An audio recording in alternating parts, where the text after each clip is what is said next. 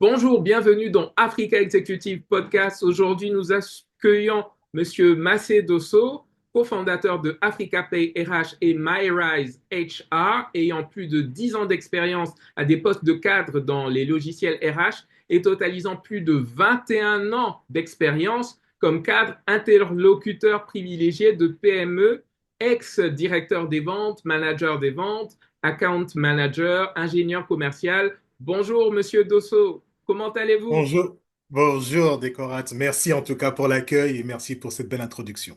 Ah, merci à vous de participer au podcast. C'est super de vous avoir. Donc, on va entrer tout de suite dans le vif du sujet. Donc, au départ, vous avez été ingénieur commercial grands comptes régionaux à Rico France. Donc, Oui, c'est une entreprise qui propose des copieurs, c'est ça? c'est ça. Donc, ce sont des solutions bureautiques dans le Ah, terme technique. d'accord. C'est ça. Des... Donc, ce sont Oui. des copieurs, des imprimantes, etc. Où j'adressais effectivement le marché des PME d'une région particulière de l'Île-de-France, pour lequel effectivement je faisais toute la démarche de prospection, mais j'ai envie de dire comme on le faisait dans l'ancien monde. Et aujourd'hui, effectivement, la vente se digitalise et en vous écoutant, je me rends compte effectivement du parcours et puis de l'évolution que j'ai accompagné aussi dans les façons de vendre, dans les outils utilisés. Donc, c'est clair qu'on vient de loin quand on est commercial et quand on a vécu effectivement l'ancienne vie et ce vers quoi on va. Clairement, c'est le jour et la nuit, très, très Ah, clairement. d'accord. Donc, justement, en fait, quand j'ai vu votre profil LinkedIn, c'est intéressant parce que vous avez en fait, un background très orienté vente, prospection et tout Oui. ça. C'est très bien. Et vous avez des portefeuilles de plusieurs entreprises que vous gériez. Qu'est-ce que vous avez appris de cette expérience-là d'ingénieurs commerciaux grands comptes régionaux et qui est utile aujourd'hui à Africa PRH, votre entreprise actuelle dont vous êtes le fondateur, je précise Tout à déjà. fait. Tout à fait. En vrai, ce que j'ai appris, c'est la base de la vente. Quand je disais que je l'ai appris vraiment comme dans l'ancien monde, chez Ricoh, moi je suis rentré, c'était au début des années 2000, 2003, et on n'était pas aussi digitalisé qu'aujourd'hui. Et donc le maître mot de la direction, c'est je ne veux voir personne au bureau, aller sur le terrain.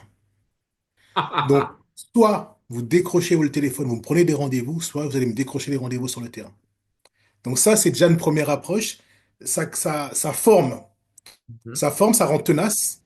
Et ça permet vraiment de travailler sur la pratique de terrain, sa culture de la performance.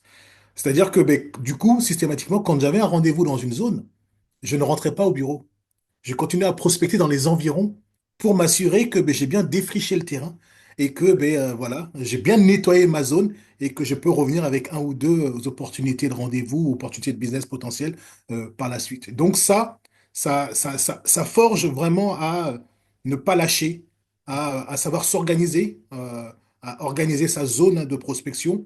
Donc quand je vais à un rendez-vous, ben, je sais que plutôt que de revenir au bureau et de me taper l'administratif, je peux le faire chez moi en rentrant. Par contre, je vais voir si je ne peux pas décanter, comment on appelle, décrocher un ou deux rendez-vous au passage par rapport à la zone dans laquelle je suis. Et ça fonctionnait, hein. C'est-à-dire que je quittais un bureau, j'allais sonner dans le bureau d'en face ou dans la porte d'en face. Bonjour, mais j'avais rendez-vous avec votre voisin où on a abordé tel sujet, etc. Et donc, comme je suis là à proximité, j'en profite pour ben, me faire connaître auprès de vous, vous laisser ma carte ainsi que mes documents. Si vous avez 5 minutes à m'accorder, mais on peut en profiter pour échanger. Sinon, mais je vous propose de prendre rendez-vous et puis on pourra effectivement aborder ces sujets-là par la suite. Et ça fonctionnait. Ah, d'accord, Et ça super. fonctionne. Rétrospectivement, aujourd'hui, est-ce que vous diriez que cette méthodologie-là fonctionne aujourd'hui dans le monde d'aujourd'hui? En vrai, elle fonctionne parce qu'elle est décalée. Comme tout le monde fonctionne sur le digital, Ouais, ouais, quand, ouais. quand on humanise la relation, ben, ça refait plaisir aux gens. Oui, ça c'est On vrai. décroche le téléphone, on va les voir. Voilà, c'est pas un chatbot, c'est pas un robot, c'est pas de Mhm. l'intelligence artificielle. Voilà, c'est de humain à humain. Et c'est clair qu'on a tendance à oublier. Et moi-même, en tant qu'éditeur logiciel, l'idée aussi, c'est de remettre l'humain au centre. Et c'est vraiment important de revenir systématiquement à ça. C'est comment on remet l'humain au centre de notre démarche globale. Ah, super. Et donc, ensuite, après cette expérience-là, vous passez ingénieur commercial, nouveau contrat dans une autre entreprise, maintenant de location longue durée de véhicules. Est-ce que vous pouvez nous parler d'une anecdote intéressante lors de votre passage dans cette entreprise-là?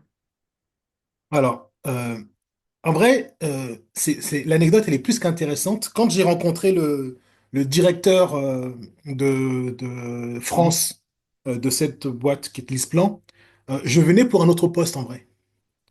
Je Ah, venais pour la vente de l'indirect. Et quand le patron m'a, en vrai, il lui a fallu, et ça, il lui a fallu 2, 3 minutes pour se rendre compte que il avait quelque chose de mieux à me proposer. ah. À peine je suis arrivé, je me suis assis, j'ai commencé à discuter avec lui. Il m'a dit, on arrête là, stop. Il a pris son téléphone, il a appelé celui qui va devenir mon futur manager. Il dit, j'ai trouvé ton gars. Ah, super.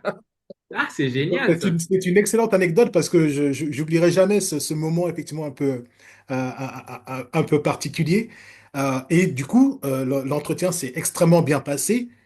Où du coup, l'exercice de ce futur manager, c'était de me mettre mon CV à moi et de mon concurrent direct et de dire pourquoi est-ce que j'étais meilleur que mon concurrent direct, sans jamais, sans jamais le dégommer. Ah, C'est d'accord. subtil. Ouais, Et donc, il a fallu que je démontre par A plus B pourquoi il était plus pertinent de me faire confiance à moi versus l'autre CV qui était en face de moi. C'était un premier exercice, la première fois, mais c'était très, très instructif. Apparemment, j'ai été choisi, donc j'avais été meilleur que l'autre sur ouais, l'exercice, mais ouais. c'était intéressant comme pratique. Ah, super. Autre anecdote intéressante, Mhm. euh, la DRH de l'époque de cette boîte m'avait posé une question un peu déroutante, qui était, alors, elle était d'origine, on va dire, de l'Europe du Sud. Et elle me posait la question, mais de façon à la fois innocente, mais c'était pas pervers, mais c'était un peu choquant. Elle m'a posé la question de savoir, est-ce que, en tant que noir, euh, je n'allais pas avoir du mal à représenter une société comme l'Isplan. Ah, d'accord. OK, Et donc, je lui ai expliqué gentiment que je ne me considérais pas à ma couleur de peau, mais je considérais mon professionnalisme. c'est Et ça. que d'autant plus que j'étais noir, si j'étais très carré dans ma démarche et très bon dans ma démarche, j'allais encore plus marquer les esprits et encore plus faciliter la multiplication des contrats. Et ça lui avait plu comme réponse. Mais je pense qu'après coup, elle s'est rendue compte de sa bourde. Du coup, elle-même a été se dénoncer au grand patron. Ah, d'accord. Et, donc, ayant été embauché par la suite, une semaine après mon arrivée, il y avait un grand événement de la société où il y Mhm, avait le top management qui était là mhm. et le grand patron de la boîte m'interpelle à cet événement-là et me dit, ah, voilà notre star. Ah, Marseille, je suis content de te rencontrer. J'ai appris comment tu as dégommé la DRH par rapport à ces questions qui n'avaient ni queue ni tête et je l'ai défoncé quand elle m'en a parlé. Et j'étais content que tu aies répondu comme ça. Et on est très, très heureux de t'avoir parmi nous. Donc, ça fait plaisir, quoi. Ça fait plaisir de voir qu'on a de l'intelligence malgré tout. De toute Mhm, façon, je ne suis pas dans un esprit de victimisation. Donc, l'idée pour mhm. moi, c'était de montrer en quoi j'étais le meilleur par rapport à la démarche, mais que eux-mêmes, ils aient reconnu. D'ailleurs, même elle-même, elle a reconnu. Elle en a parlé. Et la direction a reconnu que c'était un talent que vous avez choisi, plus qu'un blanc, un vert ou un noir. Ça fait quand même plaisir. Voilà, vu le contexte qu'on vit aujourd'hui, ça fait quand même Mhm. plaisir qu'il y a des boîtes qui se restent sur cette approche purement humaine. Ah, ça, c'était très intéressant en tout cas. Ça va aider beaucoup de personnes, je pense. Et donc, ah oui, il y a un aspect aussi que je voulais aborder parce que là, vous avez transitionné comment vous dites, La des bureautique. appareils de la bureautique à la location longue durée De de voiture, véhicules. Ouais, de véhicule, oui. Alors, oui, mais la transition, elle était naturelle pour moi, d'accord, puisque c'était que l'objet qui change, mais la démarche était la même. En d'accord. vrai, dans la bureautique, on parlait vraiment de TCO, c'est-à-dire que quand j'achète une imprimante, un photocopieur, je l'achète avec un coût total d'ownership, un coût total de possession, avec des éléments qui rentrent en ligne de compte. On pouvait le faire financer via des partenaires qui pouvaient financer. En vrai, dans la location longue durée, c'est la même chose. Je fais financer mon véhicule, je suis dans une approche de coût total de possession, et donc en vrai, c'est juste l'objet changé pour moi. Et j'arrivais dans un environnement qui était quand même un peu plus classe par rapport à la bureautique, je trouvais. Et du coup, c'était pour ça aussi ce souhait de changement. Donc, d'où cette bascule naturelle pour moi. Ah, d'accord, super. Et donc, tout juste après, vous avez été chargé d'affaires acquisition, puis sales representative, donc représentant des ventes, ensuite ingénieur commercial. Et un point intéressant, c'est que ensuite vous devenez account manager à Forward Finance, qui est une société indépendante de conseil en gestion d'actifs. Donc, c'est vraiment de la finance et tout ça. Bon, première question, comment vous avez eu le job? Et deuxième question, est-ce que ça a été différent par rapport aux autres expériences précédentes? Oui, oui. En vrai, c'était effectivement une nouvelle adaptation, effectivement, dans un contexte, dans un environnement, dans un métier différent. Alors, comment j'ai eu le poste, c'était intéressant. Le jour de l'entretien, c'est passé par un cabinet. Ah, Et c'est passé par un cabinet et le cabinet avait retenu deux candidats, moi et une magnifique blonde, une magnifique euh, école de commerce, tout ce qui va bien, etc. Et tous les deux, on a fait l'entretien avec celle qui va devenir ma directrice commerciale par la suite. Et en vrai, euh, aussi belle qu'elle était, aussi machin, mhm. elle avait peu de pratique du métier, Ah, d'accord. contrairement à moi. Et puis, j'ai senti que ça fitait naturellement avec ma future directrice commerciale. Voilà, elle s'est sentie effectivement plus à l'aise de se projeter avec moi sur la durée plutôt que cette personne. Et aujourd'hui, elle est devenue une amie. Aujourd'hui, voilà, il y a plus cette relation de hiérarchie. De toute façon, on a changé de vie tous les deux. Donc, on a gardé cette relation amical sur le long terme. Ça a été une très très belle expérience, même si le passage n'a pas été évident, parce que là, en vrai, je viens vendre du temps consultant qui va D'accord. optimiser les excédents de trésorerie des entreprises ou des organisations ou D'accord. des institutionnels. Et donc OK. l'idée, c'est de se dire, ben voilà, je suis une mutuelle, d'accord? Mhm. Je reçois régulièrement de l'argent de mes abonnés mais je ne souhaite pas le thésauriser, je souhaite le placer, le faire fructifier, le Ah, temps que mes adhérents puissent en avoir besoin pour telle ou telle problématique de santé, etc., etc. mhm. Mais comme c'est de l'argent qui ne leur appartient pas, Mhm. elles ne doivent pas, absolument pas perdre. Ah, Et c'est là toute la subtilité de cette démarche de conseil ouais. qu'on apporte pour amener de l'excédent de trésorerie et Mhm. sécuriser le fait qu'il y ait le moins de possibilités de perte d'argent. Ah, d'accord. C'est très Voilà. intéressant, Et, ça. et donc là, c'était un métier encore plus humain, parce que là, on parle de boîtes qui avaient parfois des dizaines de millions à placer. Et Mhm. donc, je ne pouvais pas le faire qu'au téléphone ou en distanciel. Donc, Ah, je d'accord. passais mon temps effectivement dans les avions, dans les trains, à aller rencontrer ces institutionnels, ces grandes sociétés, pour leur parler de nos services. Ah, d'accord. Et donc, j'ai vu que parmi vos attributions dans cette entreprise, il y avait l'analyse du marché. Est-ce que vous pouvez expliquer un petit peu rapidement pour ceux qui sont curieux, hein? Voilà. En vrai, l'analyse de marché, c'était l'idée de se dire, ben, je ne vais pas aborder euh, un institutionnel type mutuel comme je vais aborder une entreprise classique. Les enjeux réglementaires ne sont pas les mêmes. La manière d'aborder ces sujets de trésorerie ne sont pas les mêmes. Donc l'idée, c'était vraiment, donc je fonctionnais vraiment par vertical métier.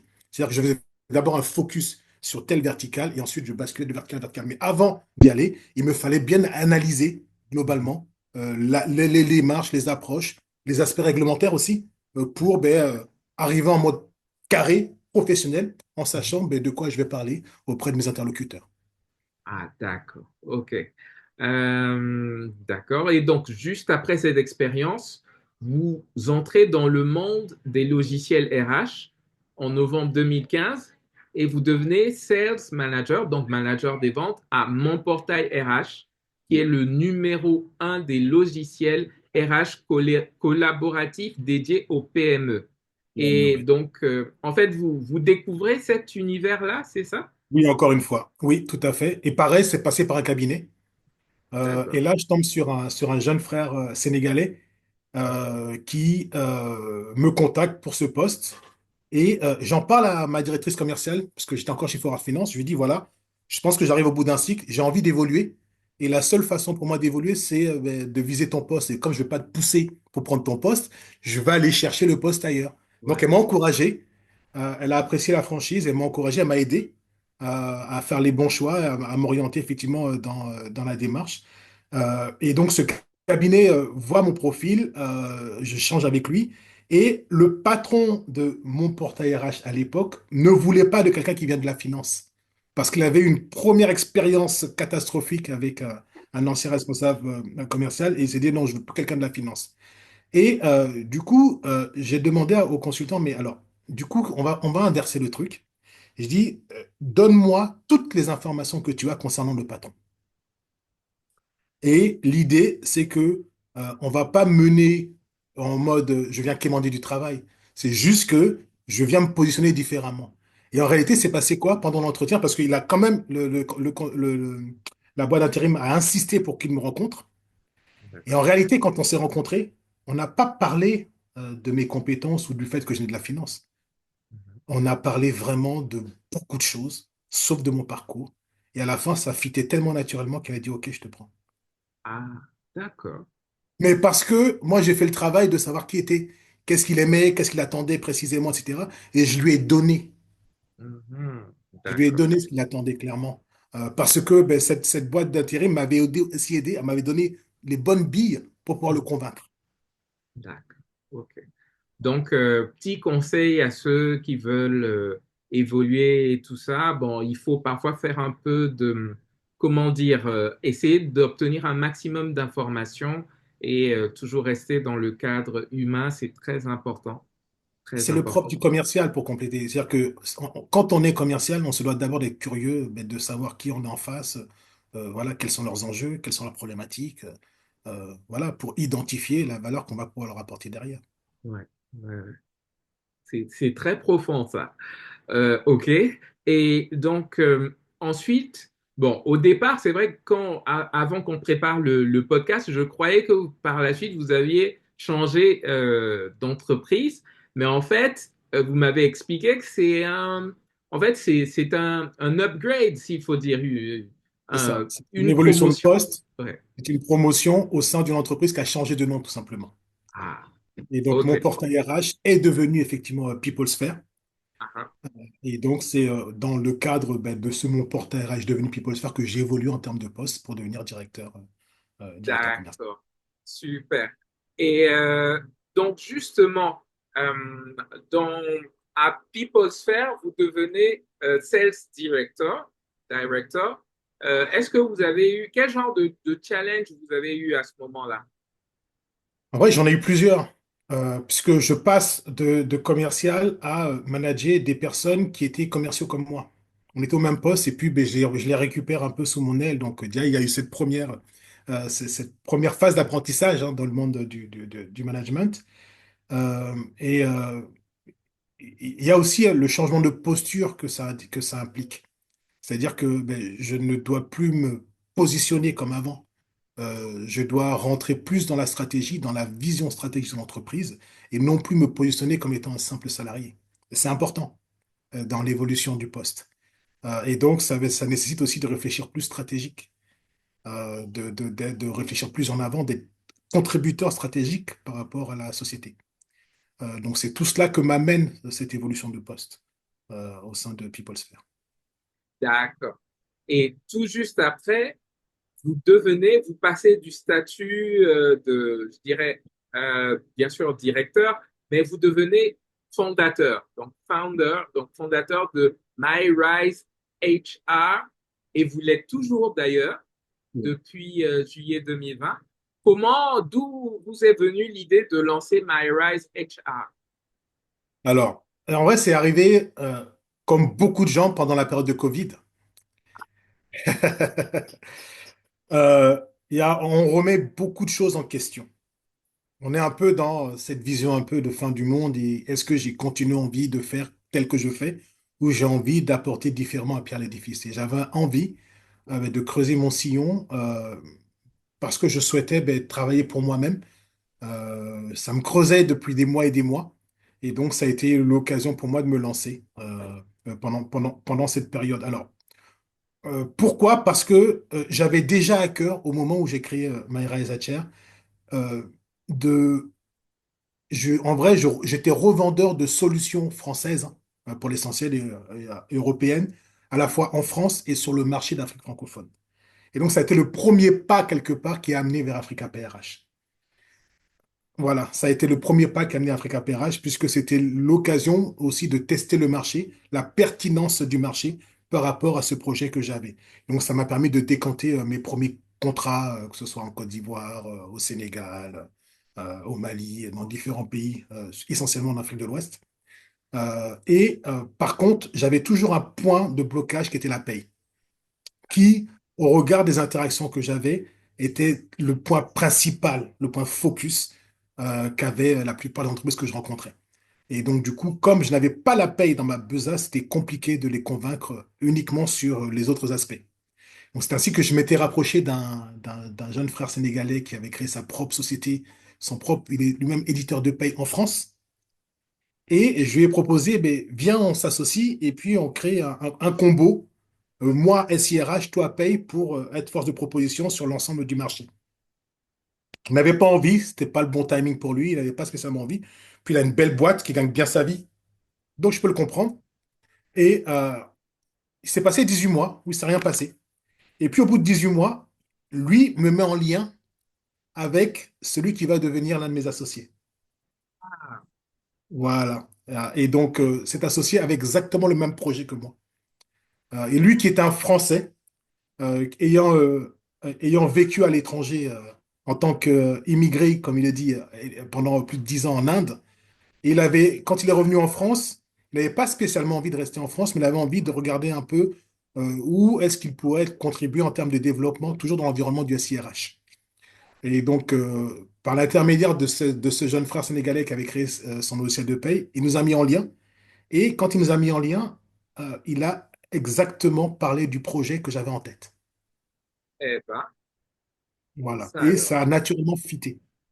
D'accord. Et donc, c'est comme ça qu'on a été amené effectivement à créer ensemble Africa PRH. Et dans la création d'Africa PRH, comme on voulait avoir une expertise paye, D'accord. eh ben, j'ai souhaité effectivement que Daniel Clémentine s'associe à nous parce que j'avais travaillé avec lui à l'époque de PeopleSphere où il nous avait accompagnés dans la mise en place de la paye chez l'un de nos gros clients à l'époque. Et voilà, il nous avait apporté, il avait fait un travail de qualité et il était important pour moi que d'avoir un vrai expert métier de référence et qui va aborder la problématique de la paye sous l'ensemble de l'Afrique francophone. Donc c'est comme ça que, ben, avec Olivier, qui a pris contact avec moi, et ensuite Daniel et deux autres associés, qui sont plutôt eux, qui portent eux la partie technique, hein, et développement, nous avons créé ensemble Africa PRH. Ah, waouh, super. Donc, vous êtes cofondateur.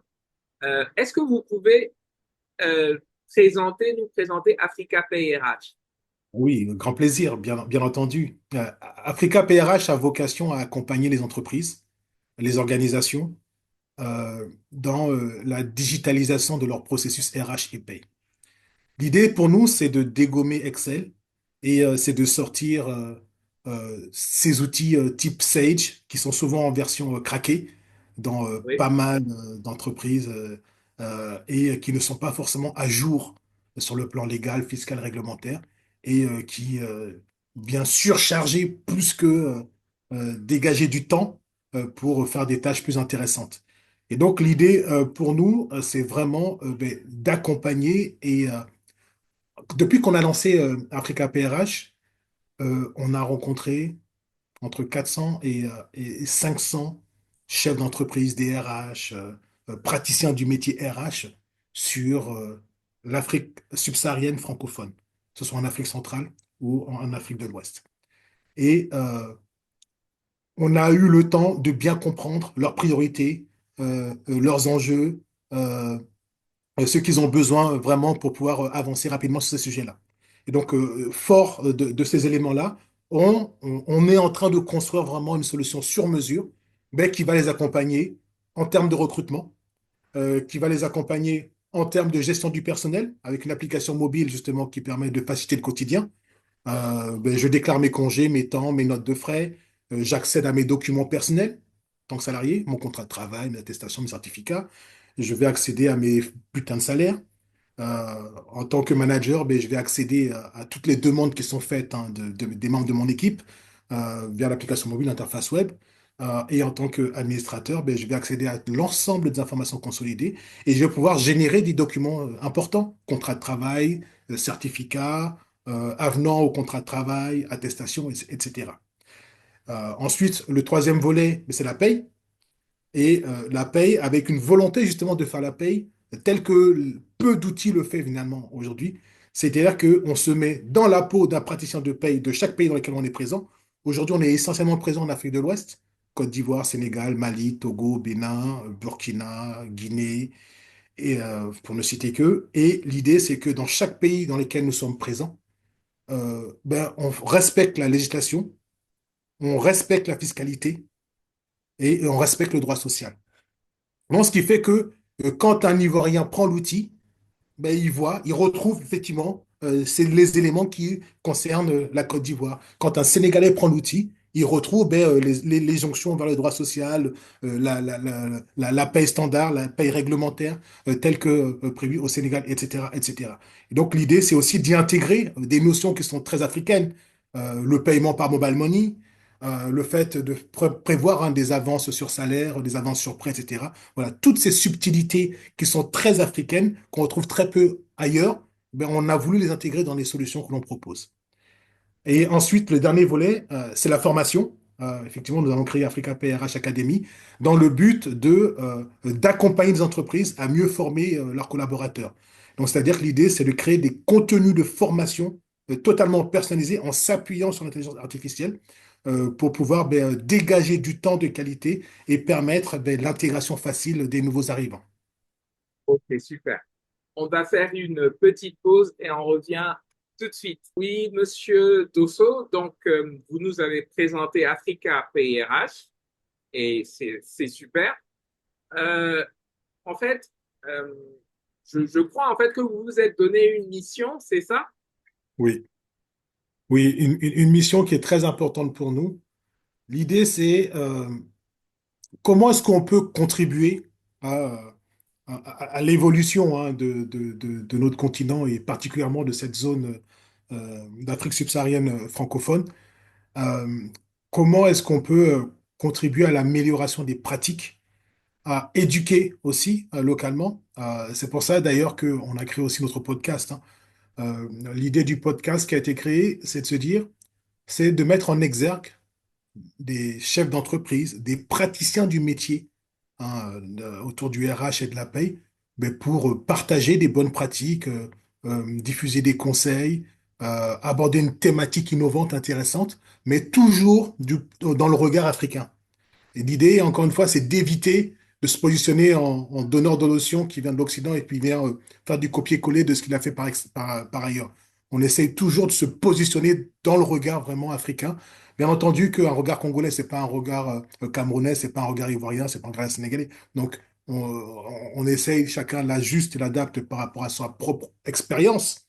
Donc, voilà, quand on parle, on parle de son point de vue.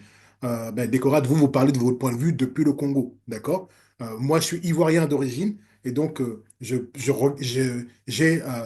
plus de connaissances liées à mon pays d'origine et ensuite, on essaye de dupliquer, on va enrichir et compléter les connaissances par rapport. Donc, l'idée, c'est que on soit toujours adapté hein, aux bonnes pratiques locales, à la philosophie, à la démarche locale.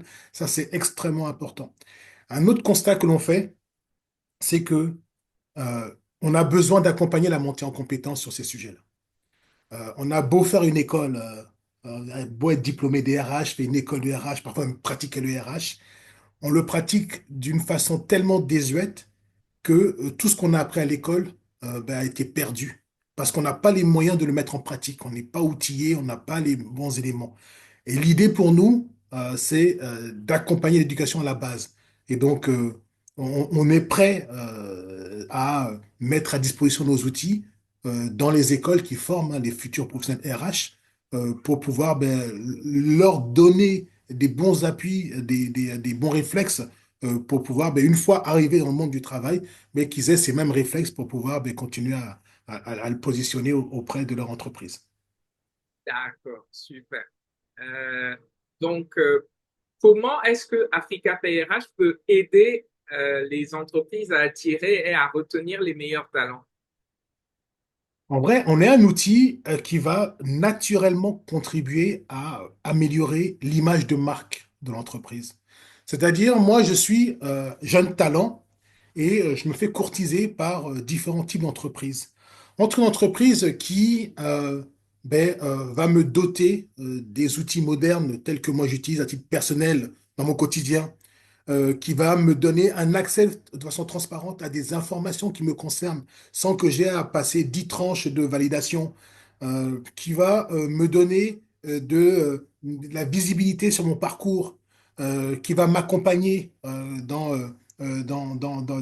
termes d'évolution de compétences et de formation. Il n'y a pas photo.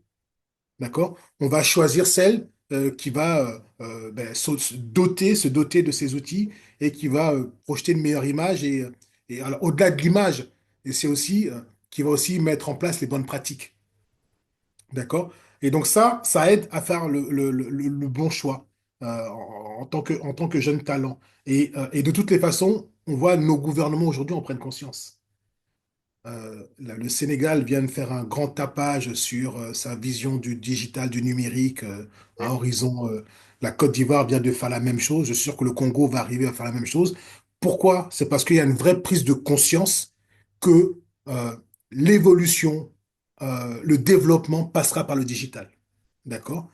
Et en passant par le digital, le gouvernement a intérêt à passer par le digital parce que ça lui permet déjà de contrôler d'avance la fiscalité, de connaître les effectifs, de connaître les chiffres d'affaires, de connaître tout un tas d'informations qui vont permettre de mieux organiser la fiscalité de chacun des pays. Donc, on sent que tous les sujets du digital, dont la paroisse pour laquelle moi je prêche, qui est la partie RH, sont importantes.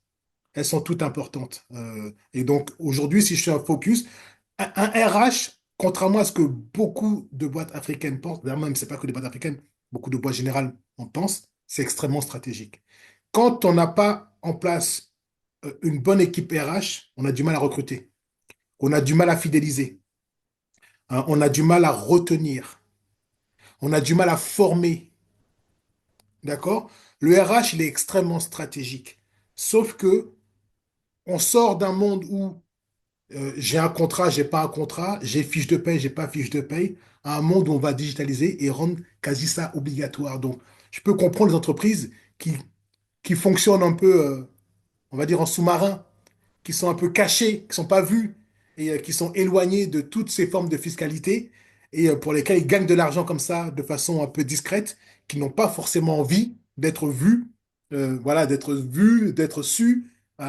Voilà, et donc ça leur pose des problèmes parce qu'ils vont probablement gagner moins d'argent comme ça. Mais c'est la force de l'évolution. On n'y échappera pas. Un moment ou un autre, la bascule de je n'ai à peine que 10% d'entreprises qui sont formelles, petit à petit, on va changer la donne. Et demain, dans un horizon de quelques dizaines d'années, ce sera l'inverse. On aura 60, 70, 80% des boîtes qui seront totalement formelles. Ah, c'est super, c'est super, c'est super. Euh, donc, euh, donc, vous avez déjà répondu à quelques questions que je me posais, mais je voudrais savoir à quel challenge vous avez été confronté en tant qu'entrepreneur lors de la création de Africa Pay RH? En vrai, le plus gros challenge auquel on est confronté, c'est le manque de prise de conscience des dirigeants d'entreprise du fait de bichonner le pôle RH. Encore une fois, comme j'expliquais tout à l'heure, c'est un pôle qui est stratégique. Et je me souviens lors du podcast le Talk Africa RH, on avait Hans qui nous rappelait que il arrivait parfois que des entreprises disent à leurs collaborateurs, déjà, sois content que j'étais embauché. Donc, tes histoires de fiches de paye, de contrats, tout ça, là, ça peut attendre. Et donc, c'est tout cela qu'on veut changer. C'est-à-dire que il faut, c'est un respect qui est mutuel. Les entreprises vont finir par se rendre compte à un moment ou à un autre que les jeunes générations qui arrivent, elles ont des gros talents, elles ont des talents extrêmement élevés, mais qu'elles n'iront pas travailler n'importe où, n'importe comment. D'accord? Donc, soit elles prennent à la base les bons outils, les bons éléments, les attirer et les accompagner dans la révolution, soit elles vont voir leur concurrence avoir un avantage concurrentiel parce qu'elles vont attirer les meilleurs talents à elles. Parce qu'elles, elles font les choses en ordre. Donc il en va de la survie de certaines entreprises, à elles de savoir sous quel bout le prendre. D'accord. OK. Justement, Africa PRH, parmi les choses que j'ai notées, c'est que euh, Africa PRH gère très bien les changements de réglementation RH. Comment vous arrivez à le faire? Bah, c'est justement l'idée, c'est on est par pôle d'expertise, hein. Donc je parlais de Daniel, hein, qui est notre vraiment expert paye, qui lui va en gros stocker, analyser, stocker et gérer ces éléments-là. On fait de plus en plus appel, hein, à des prestataires extérieurs dont c'est le métier. Et donc, pour avoir une mise à jour des évolutions réglementaires, pour pour sécuriser que le fait que tout ce qu'on propose à nos clients, à aucun moment le client ne puisse nous attaquer par rapport au fait d'avoir manqué la mise à jour sur telle ou telle évolution réglementaire.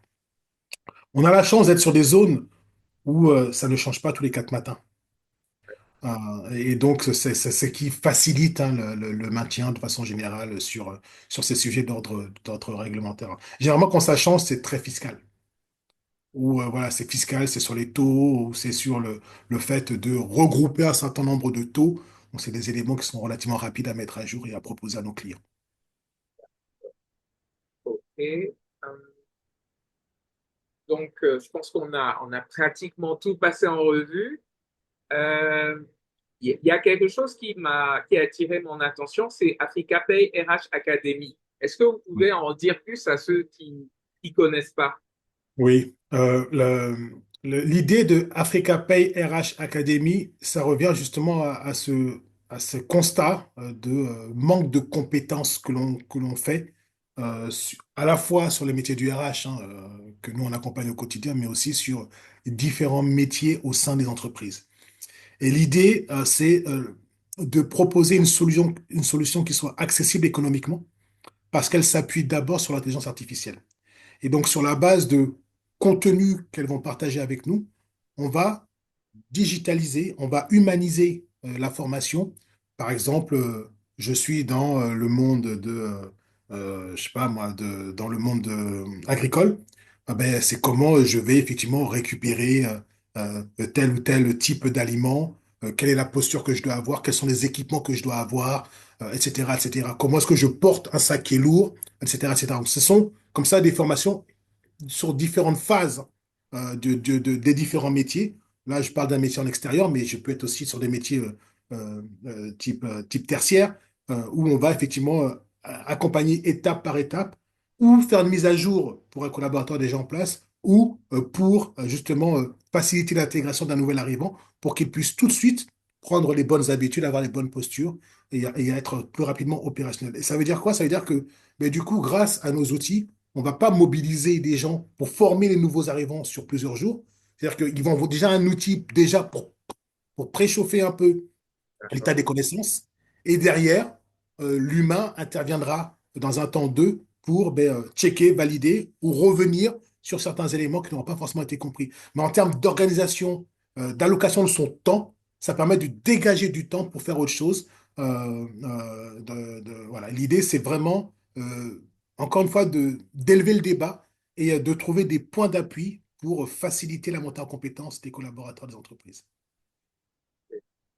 Bon, je pense on a pratiquement tout passé en revue, mais j'aimerais terminer en vous demandant de donner, si vous aviez 3 conseils à donner à des personnes, des Africains par exemple, qui veulent devenir entrepreneurs comme vous, euh, quels seraient les trois conseils que vous pourriez leur donner? L'idée, c'est d'entreprendre sur la base d'une vision qui est claire, sur vraiment que la vision soit claire. Et pourquoi je dis ça? Parce qu'une fois que la vision elle est claire, quelles que soient les tribulations, on avance, on n'abandonne pas, on ne lâche rien et on continue. Quand la vision n'est pas claire, dès qu'il y a un petit souffle, on abandonne. Le deuxième point, c'est l'authenticité. Il faut pas se travestir, il faut pas se faire passer pour ce qu'on n'est pas. Il faut rester soi et attirer à soi les gens que l'on veut en étant soi-même. Et ne pas devoir se déguiser pour attirer telle personne alors qu'on est à l'opposé de ce que l'on est. Et donc ça c'est un point vraiment également important. Et le troisième point qui est très important, ça dépend de la situation familiale ou de la situation maritale de la personne, mais il est important que le partenaire de vie soit au courant de ce projet et à quel point ce projet tient à cœur pour pouvoir être le meilleur soutien. Parce que parfois, quand on ne partage pas ce genre d'ambition, ce genre de projet, on se sent seul ou abandonné ou j'ai pas de soutien, mais parce qu'on l'a pas embarqué dès le départ. Et, moi, pour mon cas, j'ai ma femme, elle a été embarquée dès le départ, elle connaît et du coup, elle soutient parce que cette vision, elle la partage également. Donc, c'est facile de quotidien. D'accord. OK, et c'est sur ces bons mots qu'on va terminer cet entretien passionnant avec Monsieur Macedoso. Monsieur Macedoso, merci d'avoir Merci. accepté cette invitation. Et donc, je vous dis à très bientôt et à bientôt pour un prochain épisode du podcast. Je vous dis ciao, ciao. Au revoir. Au revoir.